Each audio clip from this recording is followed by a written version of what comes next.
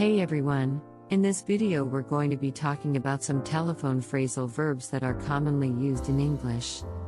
Phrasal verbs can be tricky, but with a bit of practice, you'll be using them like a pro in no time. Let's get started. Call back, this means to return a phone call that you missed. For example, I missed a call from my boss earlier, so I need to call her back. Call up, this means to call someone. For example, I have been called up for duty.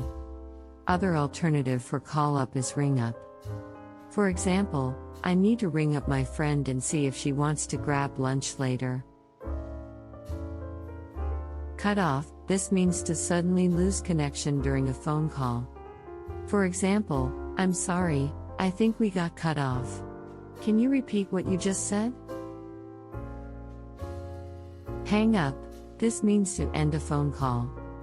For example, I had to hang up because I was running late for my meeting. Hang on or hold on, this means to wait for a moment.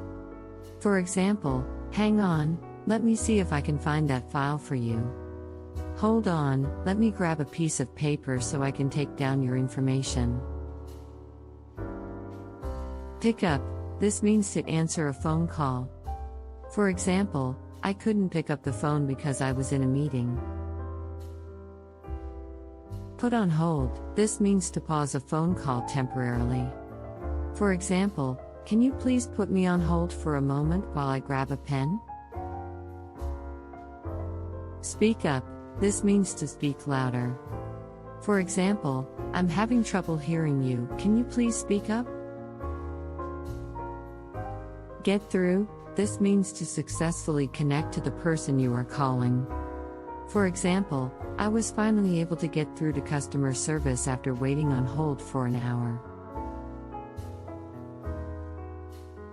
Get back, this means telephone someone later. For example, I'll find out and get back to you soon. Pass on, this means to give a message to someone else. For example, can you please pass on the message to your boss that I'll be running late to the meeting? Get off, this means to end a phone call. For example, I need to get off the phone now, I have another call coming in. So there you have it, commonly used telephone phrasal verbs in English. Remember to practice using them in context to help you remember their meanings. Thanks for watching and subscribe for more videos.